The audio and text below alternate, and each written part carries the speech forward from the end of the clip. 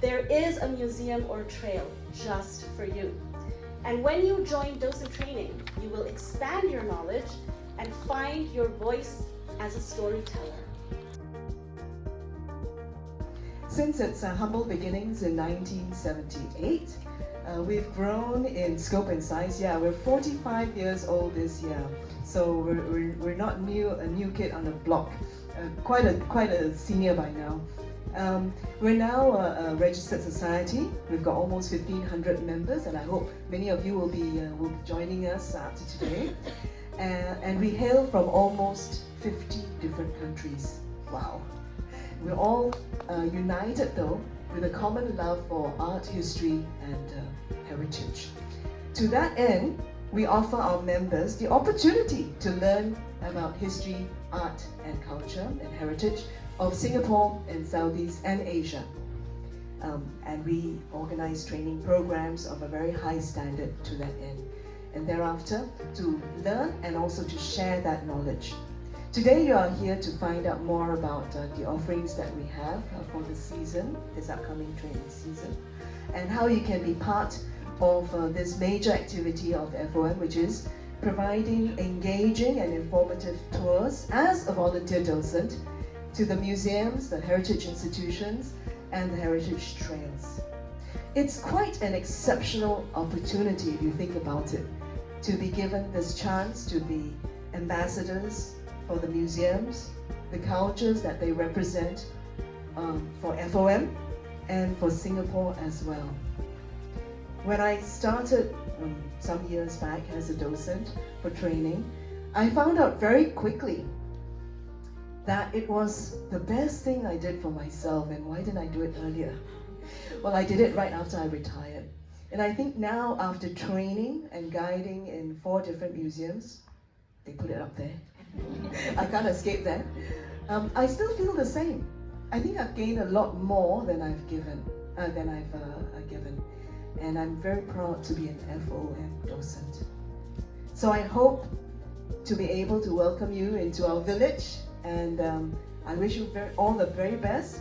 It will be such a rewarding journey for you. You'll learn so much, you'll gain so much for yourself as well.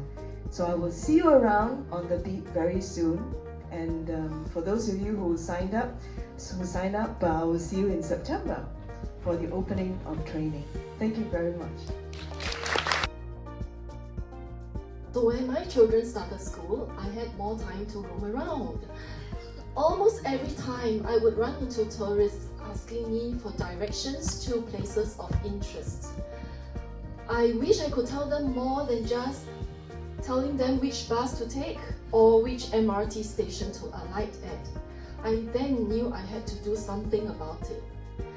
My journey with FOM started 8 years ago, and I have never looked back. Now I look at Singapore with fresh perspectives.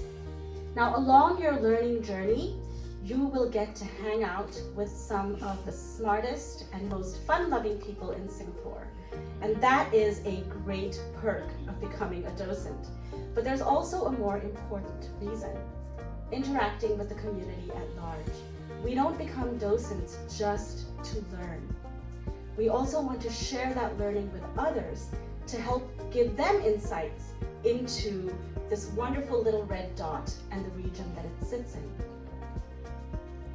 So, knowledge, fun, and community interaction. I can see that you're all ready to run out right now and sign up immediately. Wait, don't run yet. Let's find out the opportunities that are available this year. FOM leads tours through 12 different places, through museums, heritage institutions, and heritage trails. And for this season, we have 7 places that are offering docent training. For September 2023 start, we have the Asian Civilizations Museum, the National Museum of Singapore, STPI Creative Workshop and Gallery, Kampong Glam Heritage Trail. For January 2024 start, there are Changi Chapel and Museum, the Indian Heritage Center, and last but not the least, URA FOM Chinatown Heritage Trails. These are all so different, so you may wonder which program is most suitable for you. Now, before we delve into the specifics of the museums, let us show you an overview of the training programs that cuts across all our programs.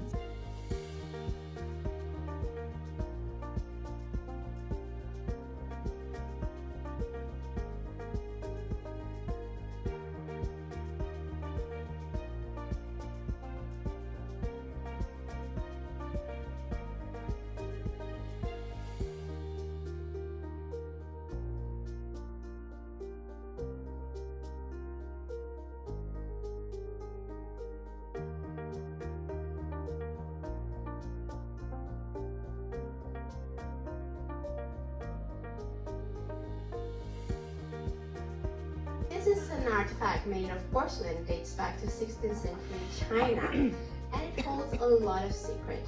Now, the extended arm is actually hollow and forms a spout, and the one on her hips is actually a handle. So it might remind you of a very famous song that goes like, I'm a little teapot, short and stout. Here is my handle, and here is my spout. If you think that's horrible, it's because singing lessons are not part of the training. But it's actually not a teapot. It's a newer or pitcher to store some sort of liquid, but not tea, perhaps water to make ink. So you see there's more to meet the eyes when it comes to this era, and that's what's so great about becoming an ACM docent, because you get to know about all the secrets, the history, the facts behind an artifact, and then you get to share that with people from all over the world. Why would you choose ACM? First of all, the collection of ACM is so diverse. It has so many artworks from many places of Asia, so you learn a lot about Asia through one museum. And the reputation of the museum is known globally is great. And then special exhibition at ACM are very special. We just started a fashion-centered exhibition with Andrew Gan, and he's the most celebrated Singaporean fashion designer. In terms of collection, ACM has a lot to offer. We have a full gallery on the first floor talking about trade, especially maritime trade that had happened in Asia for thousands of years. And we have a whole floor dedicated to faith and beliefs that originated in Asia and spread through the continent.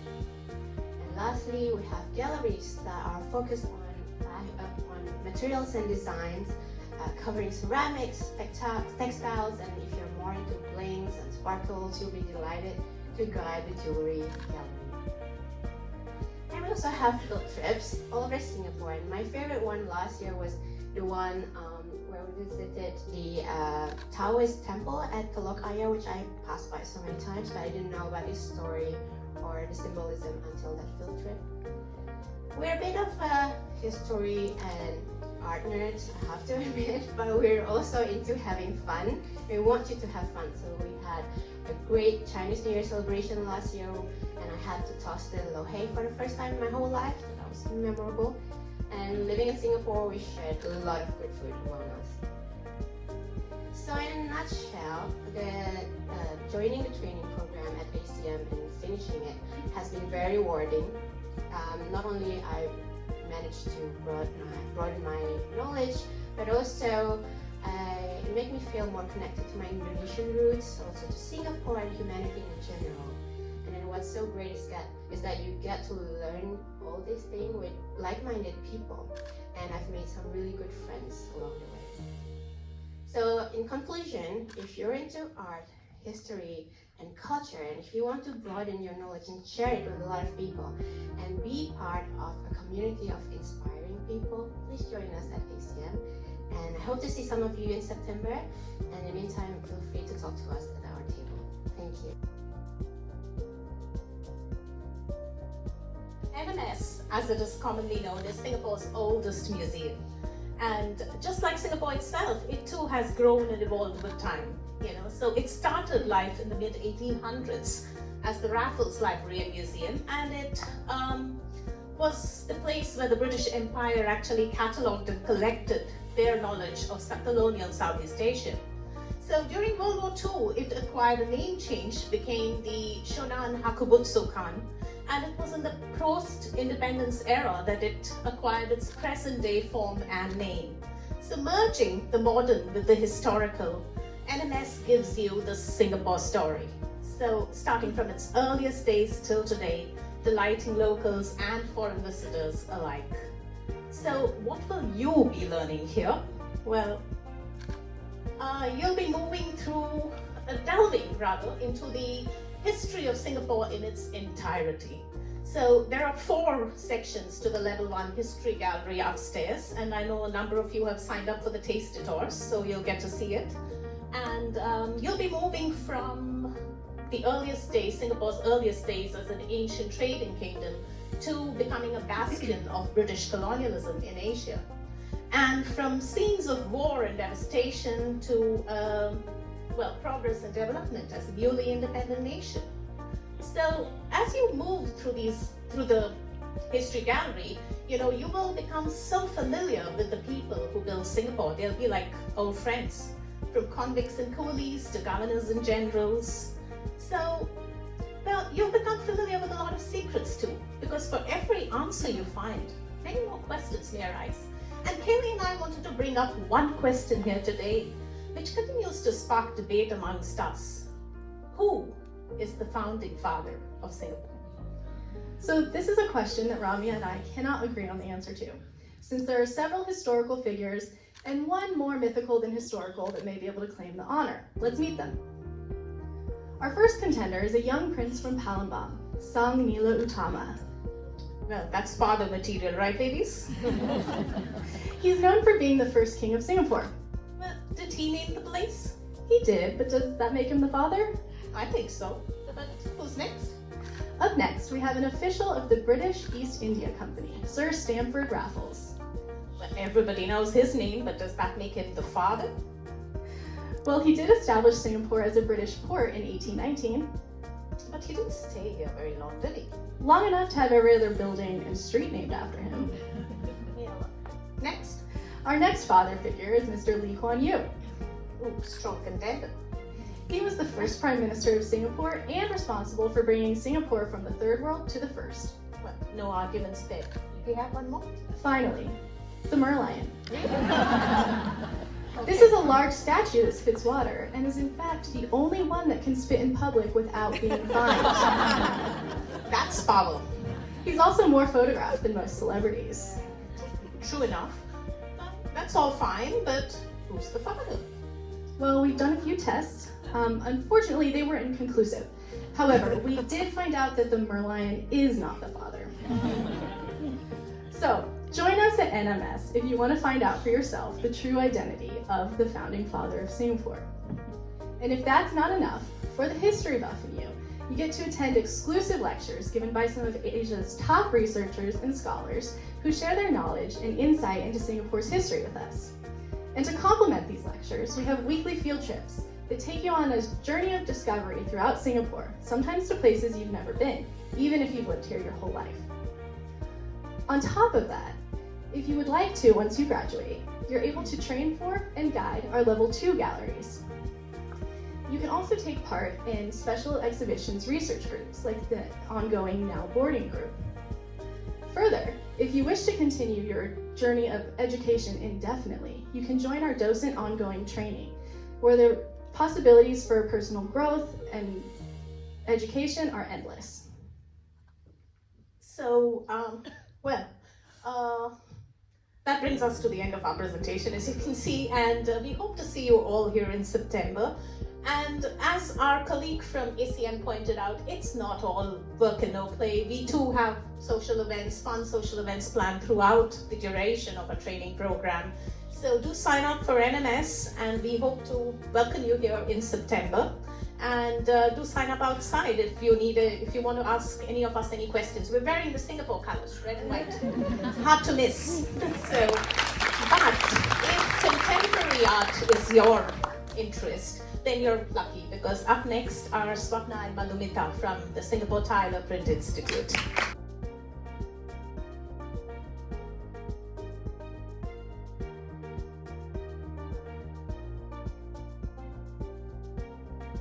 Is it a museum? Is it an art gallery? Or is it a workshop? Well, guess what? It's all that and much, much more. So STPI basically has an artist in residence program wherein they collaborate with some of the top international artists from all over the world and create artworks. But there's a caveat. The artwork is created only and only in print and paper, no matter what the medium is that the artists use. So that brings us to the workshop bit.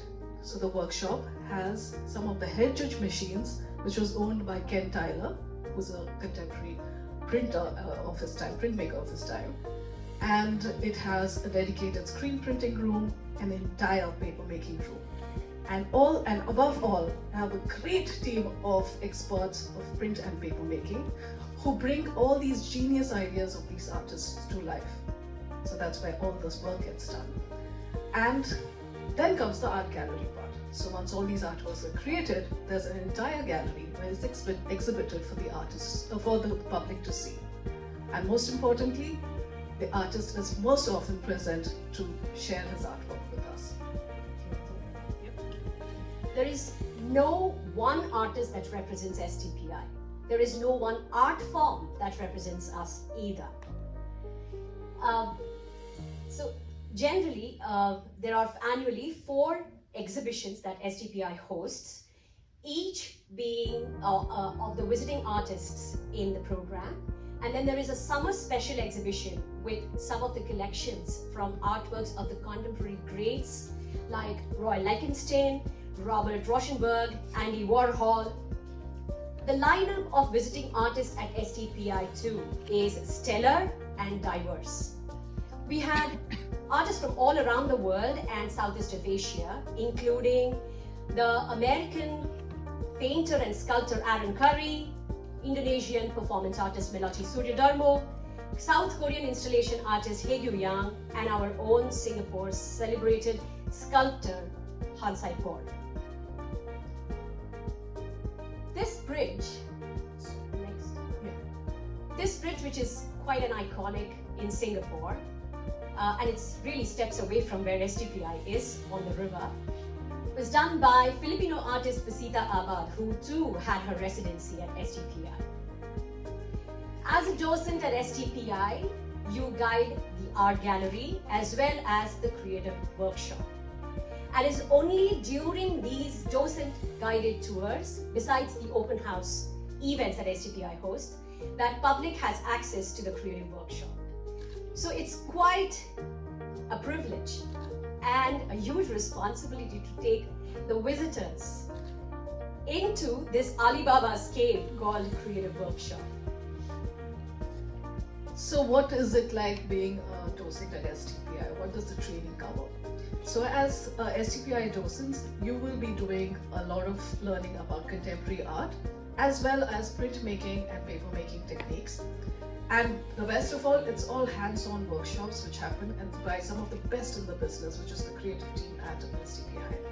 And while you're at STPI during your training, it's not uncommon for you to walk around and see the artists in the gallery, sometimes in their studio, sometimes even creating art in the workshops.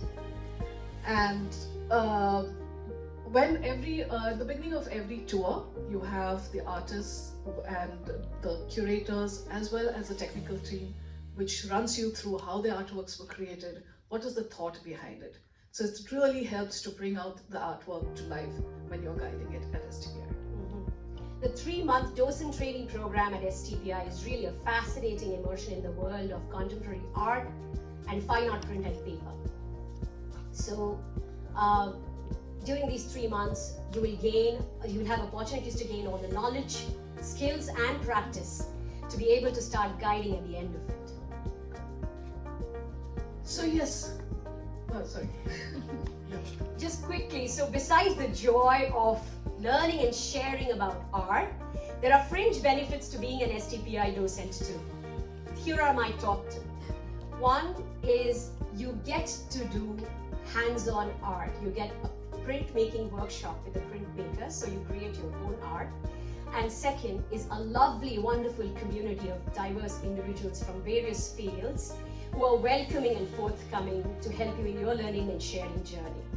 In the docent community, we have some artists, some art history buffs, some seasoned FOM docents, and newbies like me. So yes, if you're looking for something which is exciting, for something which is constantly evolving, definitely think of joining STPI. And that is us, an amazing bunch of docents. You not only get to hang with them, you also get this amazing apron, which you can customize. So yeah, we are having a Tasters Tour on Thursday. Please put in your name down if you want to join. And come discover what makes STPI one of the most unique art galleries, not only in Singapore, but across the world. Kampong Glam, as I mentioned, is like the place where we find Sultan Mosque, which is the most important mosque in Singapore. It is also the spiritual center for the Muslims in Singapore. And this is what it looks like at night. It looks kind of glamorous, and sometimes people think that's what Kampong Glam means. But really, there's there's a history behind that name, Kampong Glam, and you'll find that out during the training itself. And there's also architecture in Kampong Glam. For those of you who know something about shophouses, you'll know that there are 6 different styles of shophouses. And within the entire 16-hectare area of Kampong Glam, we find all 6 styles concentrated in that area. And so architecture and the colonial Palladian architecture is something that we'll also explore during the training. And besides the beautiful facades, it's also the people of Kampong Glam that are the focus, right? So there are a lot of heritage businesses in Kampong Glam that have started in the 19th century that are now, well, some of them are disappearing or have disappeared, but there are still a few which are run by their descendants. And pictured here are just a couple of examples. So this Johari Kazura is, So Johari Kazura here is a descendant of a pioneering perfumer in Kampong Glam, and the other one, Muhammad Asgar, is a tea artisan. Right. So these are 2 examples of heritage businesses in Kampong Glam that give it its charm. In fact, during the time when Aarti and I trained, there was still this back alley barber who, I think he was probably the last back alley barber that existed. You know, I think he did haircuts for $7 per person. But in any case, during our time, he basically retired. So that was the last of him. So my point is, we actually are guiding in an area where traditions are disappearing. So we got to have an opportunity to be witness to this history. And maybe so will you if you join in this training, because you know the modernization of Singapore never really stops. And also there are some intriguing landmarks in Kampong Glam that actually many people, including Singaporeans, don't know about. So this is a picture of the Royal Cemetery that's just right on the perimeter of Kampong Glam. And that will also be a topic that we'll study in this course. So the course basically is a 9-week program starting in September. So besides lectures on Tuesday mornings, we'll also do field trips on Thursdays.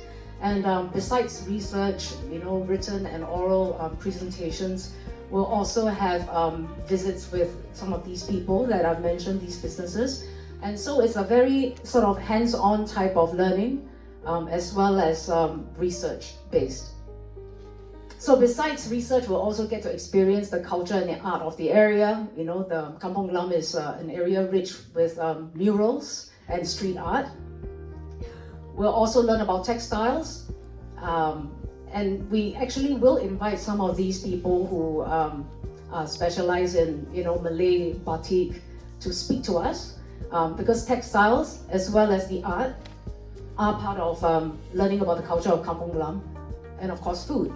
Right, so Malay kueh would be the only one example of some food that tells you about the history of the Malays, but there are also other things like nasi padang and so on. And we have some kuehs at our table, so feel free to drop by and sample them.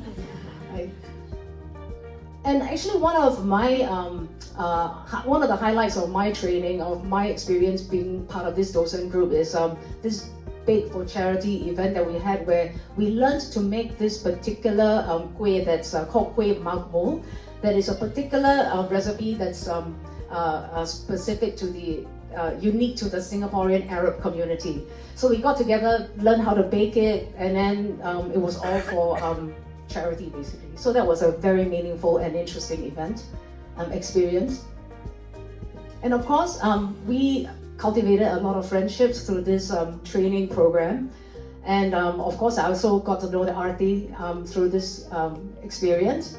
And maybe I'll get Aarti to share some of her experience of the training. Hi everybody, I'm going to give you a 1-minute elevator spiel about my training 2 years ago. When I joined, I had zero experience of anything to do with guiding. And so it was a complete leap of faith, a deep dive into 6 to 8 weeks of training, and you have to do a lot of research. And research can become very, almost seductive after a point. Now, I want to give you 2 takeaways and 2 skill sets that I learned 2 years back, which serve me well even today. The first one is the art of cherry picking. There's so much of information that's going around, but then you literally have 40 seconds when you're on the streets of Bussorah. You have a heritage store. What do you want to talk about? Do you want to talk about the store? Do you want to talk about the expensive oud? Or do you want to talk about the people who had walked the store, walked in that area 200 years ago? 30 seconds. And so Kampong Glam training keeps you on your feet, keeps your brain cells active and engaged. The second learning I had was comfort zone, getting out of it really. Because you have to constantly give presentations and be on your feet. And Kampong Glam training really gave me that safe space to be vulnerable, to be able to open to speak to people, for more than 2 people, as you can see what I'm doing right here. You go from 2 to 50 within 6 weeks. So I think that was an amazing part of the training, that safe space that Docent training provided, not just in Kampong Glam, but across all museums. But this is my experience. What I'd like to do is to tell you my experience just having completed the Docent training course. Now, as you can see, I'm not even a docent yet. My title is still a trainee. So I'm going to be taking the so-called examination in 2 weeks' time. So wish me luck. A couple of things I want to share with you first. On the first day of training, when I walked in, I realized that I was the only thorn among a bed of 11 roses. I said, what an opportunity. But then I also asked the question, how is it that there are not more men signing up? After all, this is about the war. This is about macho guys. These were about prisoners of war that were in prison. Why were there not enough? The second thing was that I realized then I was the only Singaporean. So again, I asked myself why? Because after all these events actually happened at our backyard, although in the northeastern part of Singapore. But anyway, as the training went on, I think we all gelled together, we enjoyed ourselves, training was hard. But there are a couple of takeaways I would like to share with you on this particular course. The first one is that the exhibits or the artifacts that we are introduced to are not just lifeless objects.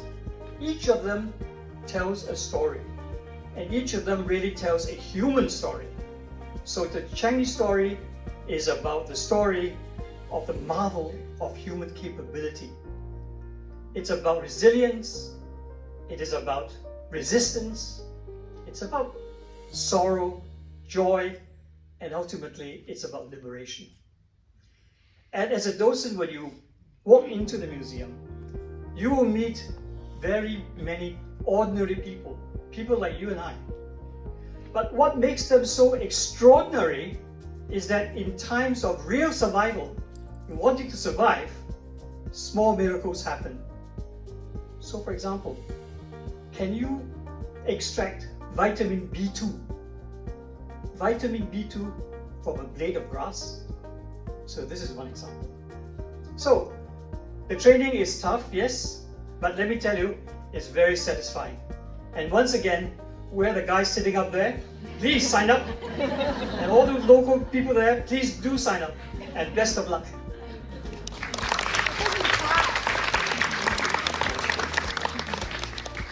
Thank you, Henry. I'm Talia. And for a moment, let's take a break from all the museums. And I'd like to take you and travel to North London in 1959. We're going to meet Stanley Warren, who's an art teacher, and he's taking a break between lessons.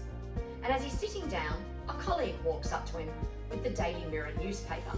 In it is an article he thinks that Stanley might be interested in, as Stanley had been a prisoner of war at Changi. Stanley is shocked and amazed at the images he sees in front of him, images he thought had been destroyed.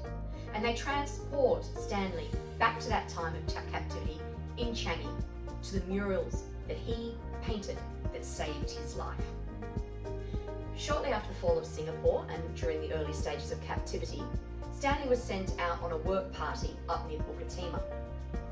While there, he became incredibly ill through disease and malnutrition. Upon arrival back at Changi, he was sent to Roberts Barracks and to the little hospital that was inside the barracks. There, two chaplains, learning of Stanley's artistic talent, approached him and asked him, would he paint the walls of their small chapel? Thus began one of Changi's most enduring legacies, the murals that he painted and came back and retouched up at St. Luke's Chapel. Thank you, Talia. Hello, my name is Liz. I'm a self-confessed Second World War nerd, so it was very easy for me to pick Changi Chapel Museum. Now, I forgot what I was going to say now. That's really unusual. Well, how long have you all got? I think Changi, with Changi, I knew I would enjoy the research because of Second World War, but what I didn't expect was the emotional pull that you actually get from Changi when you start guiding them. And I don't know if it's worth the fact that we are actually walking the same ground as the people that we're talking about. Is it perhaps when we look at these eager young men in all the photographs that stare out to us, and we look at those faces and we know they've got such uncertain futures. We don't know who lived and who died, but we see their faces there. Or is it perhaps on one particular tiny artifact, which is a piece of paper which one private has written in very, very neat pencil handwriting, and it's all the places that were special to him. They're places in Singapore and places in Southeast Asia. But in amongst those intricate names is one name that stuck out in my mind, and that was Monica. There's no explanation, we just have Monica amongst all the places he's been to. So I think for me, Changi gets under your skin. So if you want to guide at Changi, you will have to bring your heart as well as your head. Thank you. So excited to share our experiences with you. But since we don't have great pictures of ourselves, we probably just have to introduce ourselves first. My name is Dali, and this is Anu. Sorry. I'm Anu. Hello. We are the co-heads for the Indian Heritage Center training team. Indian Heritage Center is nestled in the Little India precinct. Close to 200 years ago, did you know that this precinct was a melange of brick kilns, lime pits, and cattle pens? Who were the people who lived here? How did they get here? All these questions are answered at the Indian Heritage Center. I had to abbreviate it to IHC, otherwise I'm going to fumble on that. We have 5 permanent themed galleries, which represent a visual and chronological history of South Asia to Southeast Asia, almost spanning 2,000 years. On your right, you see the Hindu goddess Durga. Why is she wearing this tall headdress and a sarong-like skirt? Very un-Indian looking, but very typical of Southeast Asia. Why is she worshipped here? Indian Heritage Center explores religious influences such as this in our first gallery. Our next gallery is Roots and Routes, where you will meet many Indian communities, learn about their customs and rituals. One of their rituals is this celebratory cess plate from the Parsis. It underscores their Indian influence, their Persian roots, and their Chinese trade connections. Have you ever come across the name Dhobi Ghat? What do you make of the name? Does it come from Dhobi as in a washerman? Or does it mean Dobby as in Harry Potter? Well, you've probably driven here by bus, you have probably car. Did you take the Serangoon roads, or Bukit Timah, or even Thompson Road? Did you know that these roads were actually built by Indian convict labor? So there are so many questions that are explored in our gallery. Even these migrant profiles are explored, the Dhobi, the convict, etc., in our gallery on pioneers. Our last two galleries depict the dark history of war, very intriguing, and the contribution of Singaporean Indians to the making of a nation. So if this has actually piqued your interest, you should come to the Indian Heritage Center, where some of these questions will be answered. Now I'll hand over to Anu. She gets to do the fun bits, where we talk about our training experiences. Thank you, Danny. Yes, since we are the graduating docents of this present batch, we thought we would share with you some of our experiences. So we've got some of our peers who unfortunately couldn't be here this morning, but on the left there's Ashmina. She's Indian, looking very poised and ready to guide the artifacts in Gallery 1. And in the middle we have Stephanie. She's French, and she's guiding company paintings from the colonial British period in Gallery 2. And to the right we have Summer. She's Korean, looking very bright-eyed as she talks to us about the beautiful collection of gold wedding necklaces and pendants. And on the left, here's Lucille. She's French, guiding us through and telling us all about the wonderful, intricate carvings on the Chettinad door, one of the star artifacts in Gallery 2. And then there's me. You may have recognized me. I'm Singaporean, and telling my friends all about the Hindu sculptures, the Hindu deities, sculptures from Indochina, India and Indonesia. So as you can tell, we are very international. And trust me, everyone eventually, regardless of background or where you're from, everyone eventually learns how to pronounce those long Indian names. Yes, believe me, everybody does. So regardless of your background, the training is absolutely fascinating. As you trace the roots, as you trace the connections, and all the cross-cultural influences. You learn as you do. As you've seen, we're already guiding, we're already learning, we're already practicing. And with each practice and with each presentation, our confidence and our curiosity just seems to just grow and grow and grow. We just can't seem to get enough of it. Now, it's not just all about guiding in the gallery. We like to go out and about, we like to observe, we like to see what's out there, and so much of it we take for granted. And you've seen that as a common theme in all the training that the museums offer. Field trips are extremely important. Here's pictures. Here are some of the pictures of the many field trips that we've undertaken to places of worship, and these have given us a deeper insight into the ways of life of the various communities, whether it's the Muslims or the Sikhs or the Parsis or the Hindu communities. So if you're fascinated with the rich Indian culture and its ancient links with Southeast Asia, do join the training at the IHC. It's for 4 months, it's very doable and perhaps easy on your time commitment. We get experts in the field as they come for all the other museums as well. There's fantastic learning and training and talks. And the nicest thing for all of us is that we are all supported in our individual journeys. The journeys are individual. We all learn what we're meant to learn and what is important for us to take away, and those are all individual.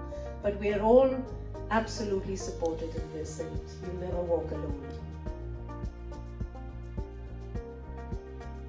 I'll tell you what is so interesting about Chinatown.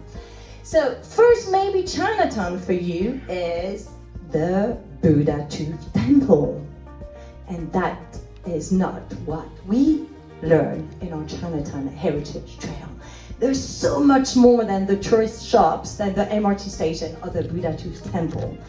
In fact, we are going to discover the streets and 4 different conserved districts. If you wander around Telokaier, you will discover the story of the first migrants and Tianhoken Temple. If you go around Crétarier, you'll discover that this part of town is also known for its all the day, all the round night life and day life.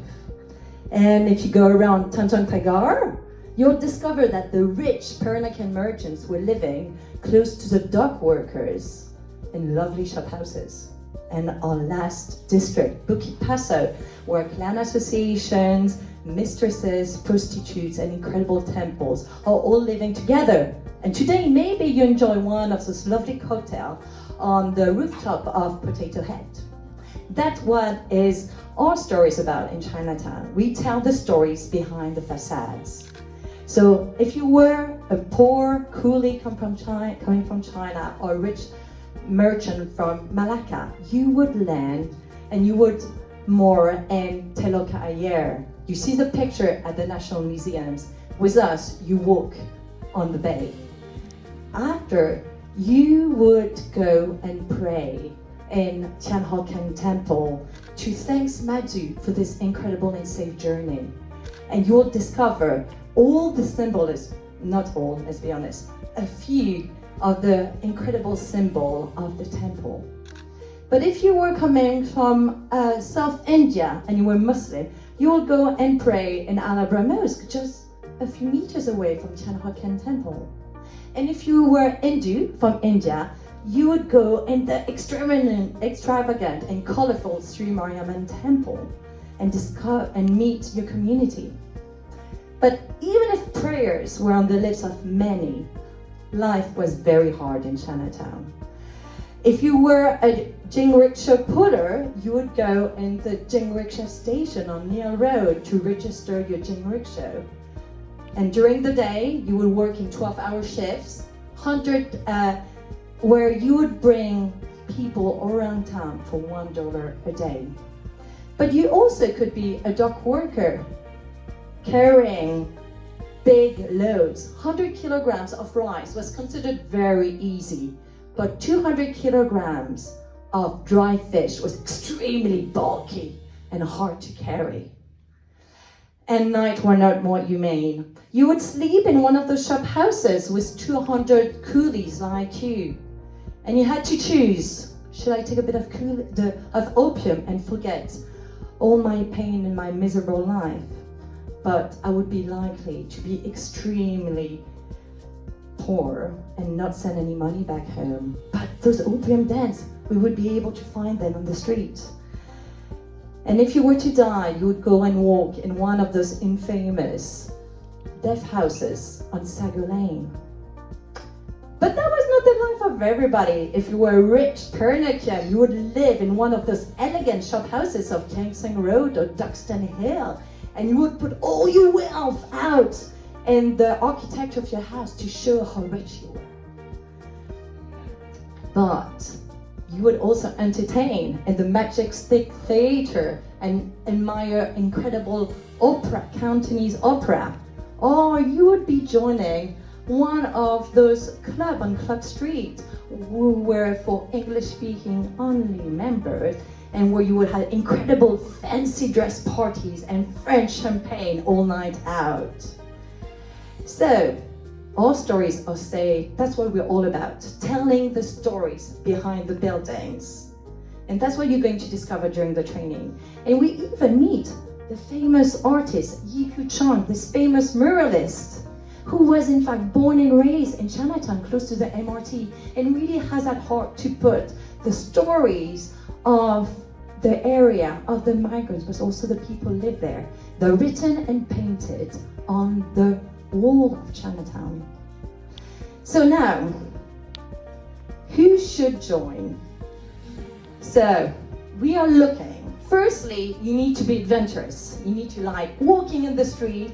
The heat should not be an issue. You should be a Navy SEAL.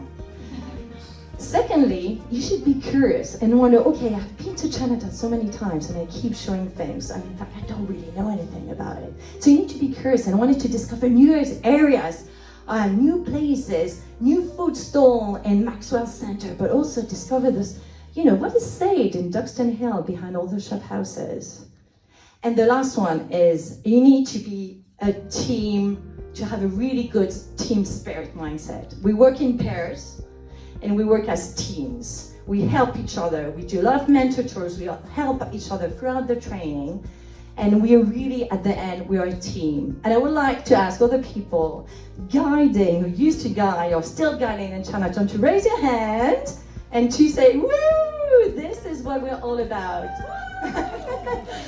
So please join us if you're ready to be adventurous, curious, and work as teams. Please join us. We're starting in January next year, and we're looking for really new, incredible batch of trainees who are ready to discover stories that maybe we didn't know at all. So please come us. We are a team who will help you giving the content, but we'll also be there. We are to work and be catering for your needs to help you throughout this journey. Thank you. What are you all waiting for? It is really easy to apply. You can use this QR code, or you can go to www.fom.sg to fill out an application form. Once you've done that, the co-heads of your desired program will get in touch to set up an interview. Now, FOM emails sometimes go into your spam folder, so please check to make sure that you haven't missed anything. And once you've had the interview, the co-heads will make a decision about whether they're going to take you into their program. Acceptance is not on a first-come, first-served basis. And if you get accepted into a program, then you will have to join FOM and become a member.